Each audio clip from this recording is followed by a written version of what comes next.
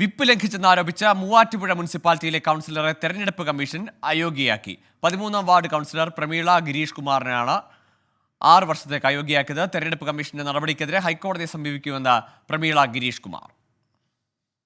കമ്മീഷന്റെ ഇപ്പോഴത്തെ വിധി ഞാൻ സാമൂഹ്യ മാധ്യമങ്ങളിലൂടെയാണ് അറിഞ്ഞത്. എനിക്ക് ഔദ്യോഗികമായിട്ട് ഒരറിയിപ്പും കിട്ടിയിട്ടില്ല.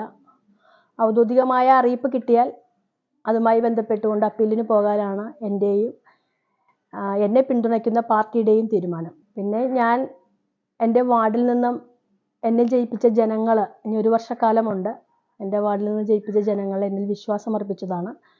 അപ്പോൾ അവരുടെ എന്നിൽ വിശ്വാസമർപ്പിച്ച അത് തകർക്കാൻ എനിക്ക് താല്പര്യമില്ല. അതുകൊണ്ടാണ് ഞാൻ അപ്പീലിന് പോകുന്നത്.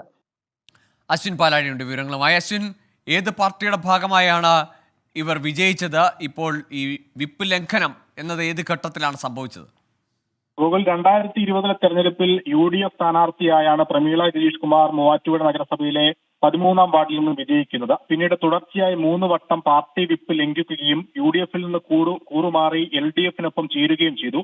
ഈ നടപടികൾക്കെതിരെയാണ് നഗരസഭാ ചെയർമാൻ PP എൽദോസ് തെരഞ്ഞെടുപ്പ് കമ്മീഷനെ സമീപിച്ചത്. ഇതുകൂടാതെ UDF നൽകിയ 2 പരാതികളും തെരഞ്ഞെടുപ്പ് കമ്മീഷന്റെ മുന്നിലുണ്ടായിരുന്നു. ഈ പരാതികളുടെ അടിസ്ഥാനത്തിലാണ് 6 വർഷത്തേക്ക് പ്രമീള ഗിരീഷ് കുമാറിനെ അയോഗ്യയാക്കിക്കൊണ്ട് തെരഞ്ഞെടുപ്പ് കമ്മീഷൻ ഉത്തരവിറക്കിയത്. ഇതോടെ വരുന്ന 6 വർഷത്തേക്ക് ഒരു തെരഞ്ഞെടുപ്പിൽ പോലും മത്സരിക്കാനാകുന്ന ഒരു സാഹചര്യമില്ല പ്രമീളയ്ക്ക് എന്നുള്ളതാണ് ഏറ്റവും പ്രധാനപ്പെട്ട കാര്യം. എന്തായാലും ഈ നടപടിയെ ആഹ്ലാദം പ്രകടിപ്പിച്ചുകൊണ്ട് നഗരസഭയിൽ UDFന്റെ ആഹ്ലാദ പ്രകടനമുണ്ടായിരുന്നു. ഈ അയോഗ്യതയെ ചോദ്യം ചെയ്തുകൊണ്ട് ഹൈക്കോടതിയെ സമീപിക്കാനാണ് പ്രമീള ഗിരീഷ് കുമാറിന്റെ നിലവിലെ തീരുമാനം. ശരി, മൂവാറ്റുപുഴ മുനിസിപ്പാലിറ്റിയിലെ UDF കൗൺസിലറായി തെരഞ്ഞെടുക്കപ്പെട്ട പ്രമീളയാണ് ഇപ്പോൾ അയോഗ്യയാക്കിയിരിക്കുന്നത്. 6 വർഷത്തേക്കാണ് തെരഞ്ഞെടുപ്പ് കമ്മീഷന്റെ അയോഗ്യത.